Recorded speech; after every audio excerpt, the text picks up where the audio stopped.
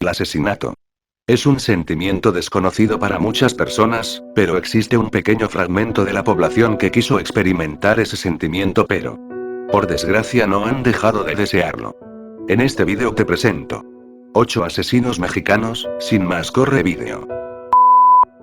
Francisco Guerrero Pérez, alias El Chalequero, mató a 20 mujeres en 8 años. Todas prostitutas que golpeó, estranguló y decapitó en zonas del centro de la Ciudad de México. Lo compararon con Jack el Destripador porque fueron contemporáneos y es el primer asesino serial del que se tiene registro en este país. Su historia está contenida en el primero de 4 volúmenes del Libro Rojo editado por el Fondo de Cultura Económica, que es una compilación de crímenes y criminales famosos en la historia de México. Pero no es el único. Hubo antes otro libro rojo publicado en 1870 por escritores liberales como Vicente Riva Palacio y Manuel Painó, quienes hicieron una recopilación de los crímenes más sonados de su época. La nota roja es desde entonces un plato fuerte en la oferta informativa mexicana, y los asesinos en serie son protagonistas principales. A través del recuento de crímenes y asesinatos, tanto de los clásicos individuales como de los colectivos que nos sacuden por oleadas, es posible narrar una crónica del país, escribió el periodista y dramaturgo Vicente Leñero en el prólogo del primer volumen del Libro Rojo de 2008. Aquí presentamos un recorrido por la historia de los asesinos seriales más famosos de México, desde el Chalequero hasta la Mataviejitas, como bautizaron los medios a Juana Barrachas, una mujer detenida en 2006 y sentenciada a 759 años de prisión por el asesinato de 16 personas adultas mayores. La literatura atribuye el término asesinos seriales a Robert Ressler, agente del FBI, quien en su libro Asesinos en Serie 1998, narra que acuñó el nombre al recordar las series de aventura de televisión que veía cuando era niño, porque el final de cada capítulo dejaba al espectador en vilo hasta la siguiente semana.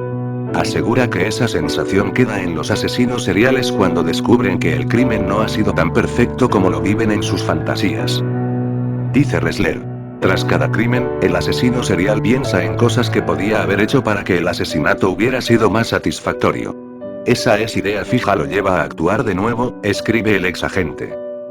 En México, la psicología forense ha delineado algunas de sus características, pero el mejor conocimiento de los casos de asesinos seriales mexicanos es la prensa de nota roja o de sucesos, que ha servido para documentar sus historias. Aquí algunas que estremecieron en su momento. Entre 1880 y 1888 este hombre mató a 20 prostitutas. Las crónicas de la época lo describen como un hombre que, a pesar de ser casi analfabeto, actuaba de manera muy educada con las mujeres para ganar su confianza. Pero en realidad era un ser pendenciero, vil, ególatra y manipulador. El sobrenombre de El Chalequero provino de su estilo de vestir, pues dicen que solía llevar pantalones entallados, fajas y un chaleco. La policía lo detuvo el 13 de febrero de 1888, tras ser denunciado por los vecinos de una de sus víctimas. Las autoridades no pudieron comprobar su responsabilidad en el resto de los asesinatos, pero uno bastó para que fuera condenado a muerte. Sin embargo, el entonces presidente Porfirio Díaz revocó su sentencia y ordenó una pena de 20 años de prisión en San Juan de Ulúa, Veracruz, de donde fue liberado por error en 1904. Al salir de la cárcel tuvo una última víctima, Antonia, una mujer de edad avanzada a quien violó, golpeó y degolló. Su detención se atribuye a un reportero que investigó el caso y comparó el asesinato con los ocurridos años atrás. Volvió a la cárcel en 1908. Esta vez a Lecumberri, donde fue sentenciado a muerte en 1910 a los 70 años. Carlos Roumagnach, uno de los primeros criminólogos mexicanos, concluyó que el también llamado degollador del Río Consulado, porque allí encontraron a la anciana asesinada, era un criminal nato a quien describió como un degenerado, un violento y alguien inmoral. Gregorio Cárdenas Hernández, alias Goyo, también conocido como el estrangulador de Tacuba, cometió sus crímenes entre agosto y septiembre de 1942. Sus víctimas fueron una compañera de la carrera de Ciencias Químicas y 3 prostitutas. Con ellas primero tuvo relaciones sexuales, después las ahorcó y finalmente, las enterró en el jardín de su casa. El 15 de agosto de 1942 recibió en su casa a una prostituta de 16 años llamada María de los Ángeles González y apodada Berta. Después de sostener relaciones sexuales con ella, Cárdenas la estranguló con un cordón y enterró su cuerpo en su jardín. En los días siguientes asesinó a 2 prostitutas menores más. Una de ellas fue inicialmente identificada y sepultada como Raquel González León, de 14 años, hasta que meses después apareció viva, desconociéndose actualmente la identidad de la verdadera víctima. Debido a la fuerte impresión por la noticia de la falsa muerte, la hermana de González León falleció a causa de un infarto. La tercera prostituta asesinada, de nombre Rosa Reyes Quiroz, se negó a acostarse con él e intentó resistir al ataque, sucumbiendo finalmente ante el criminal.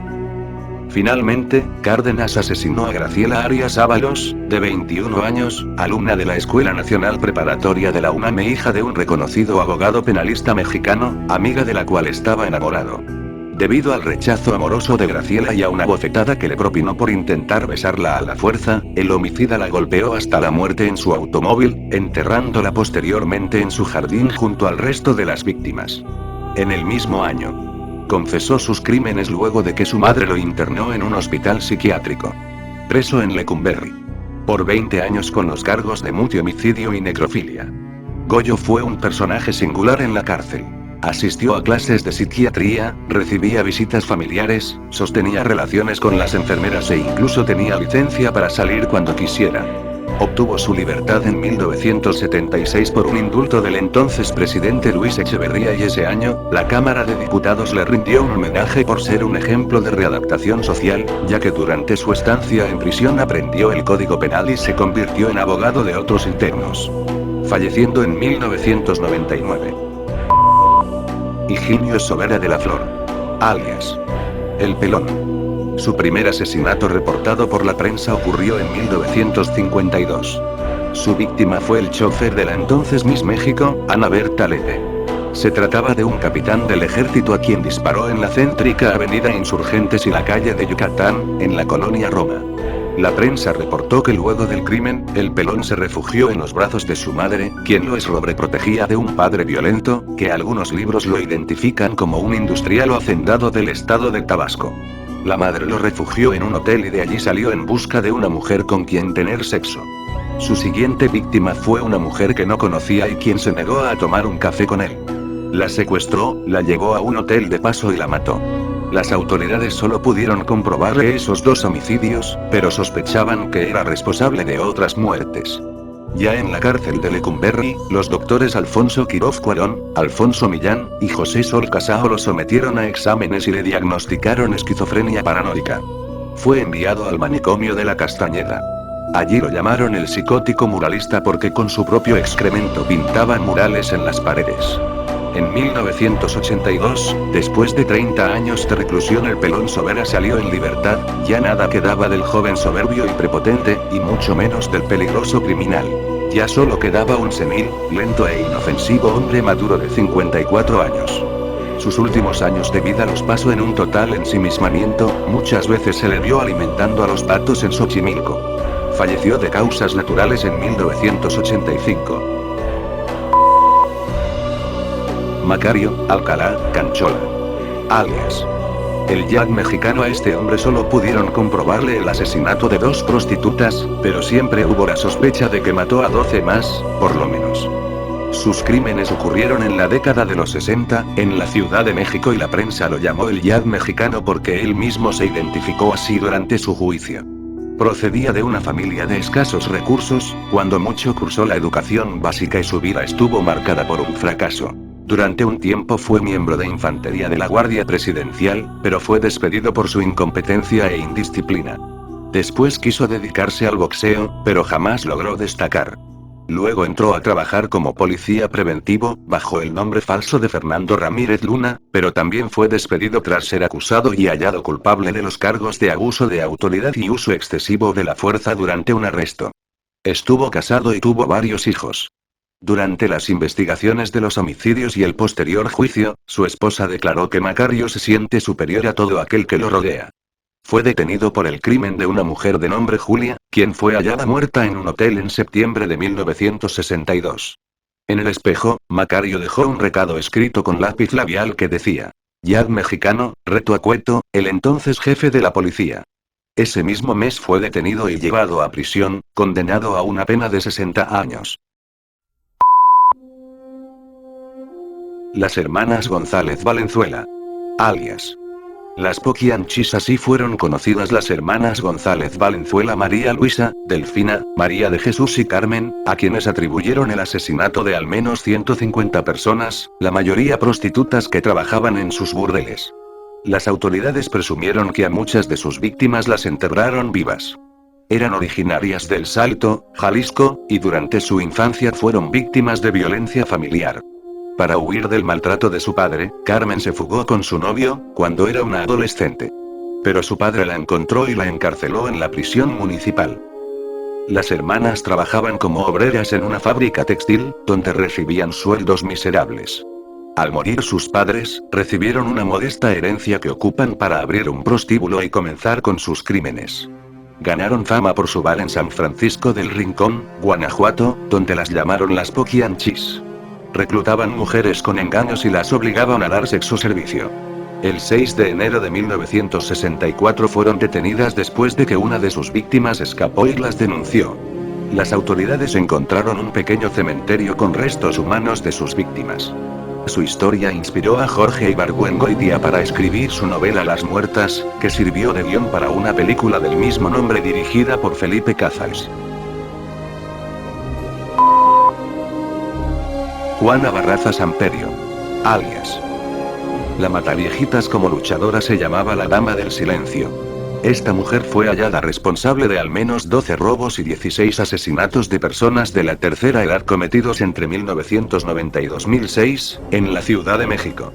Entraba a su casa haciéndose pasar por enfermera y después los mataba y robaba. Por ello la prensa la identificó como la Mataviejitas. Fue sentenciada a 759 años de cárcel y sigue presa en el penal de Santa Marta, donde ha reclamado su inocencia en distintas entrevistas con la prensa. Tras 9 años en prisión, en julio de 2015 contrajo matrimonio con otro interno, pero un año después se divorciaron. Un dato llamaba la atención de ella: siempre vestía de rojo al cometer sus crímenes. Raúl Osiel Marroquín Reyes. Alias. El Sádico Reyes. Secuestraba a sus víctimas, todos homosexuales, a quienes ahorcaba, descuartizaba y colocaba su cuerpo en maletas que abandonaba en las inmediaciones del metro Chabacano y la colonia Asturias, en la Ciudad de México. No me arrepiento de lo que hice. De tener la oportunidad, lo volvería a hacer, solo que sería más cuidadoso para no ser atrapado y no cometería los mismos errores que llevaron a mi captura. De lo único que me arrepiento es por lo que está pasando mi familia ahora, dijo luego de su detención en enero de 2006. Fue condenado a 288 años de prisión. José Luis Calva Cepeda. Alias. El caníbal de la Guerrero fue sorprendido por las autoridades en su casa después de una denuncia iniciada por los familiares de su pareja sentimental, Alejandra Galeana Garavito, mujer de 32 años y madre de 2 hijos, que previamente había descuartizado en su casa. Sin embargo, el 16 de octubre negó ante la Fiscalía del Distrito Federal haber practicado el canibalismo, pero sí que se declaró culpable del asesinato, declaraciones que no hicieron mover la postura del fiscal Gustavo Salas, que mantiene la línea de la premeditación y la consumación del acto caníbal, puesto que, según dice, en la sartén se encontraron restos de esta carne y un plato con cubiertos y hasta con un limón que nos hace presumir que las consumió.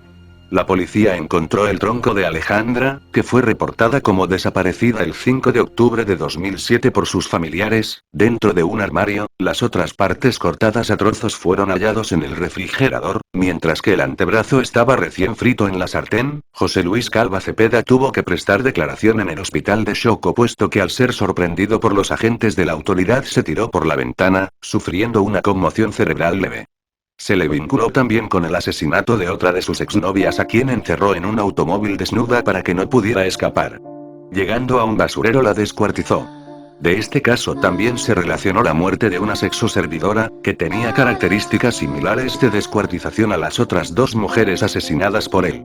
Esto lo declaró un hombre que dijo haber tenido una relación homosexual con el caníbal, y quien confesó haberle ayudado en la descuartización de una de sus novias.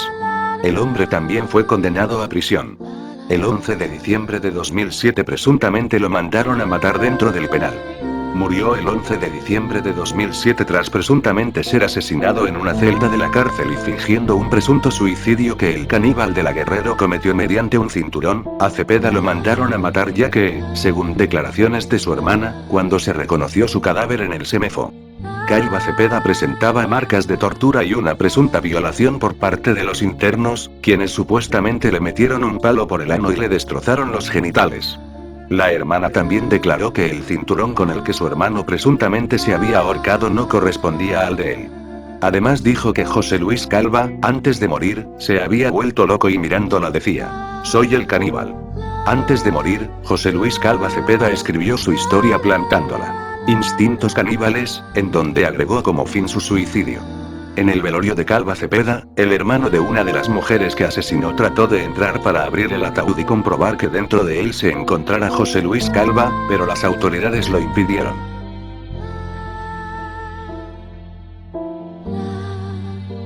Has llegado al final del vídeo. Si te ha gustado házmelo saber con un pulgar arriba y si te parece una suscripción no estaría de más. En fin, yo fui Mr. Nasty, nos veremos en otra noche.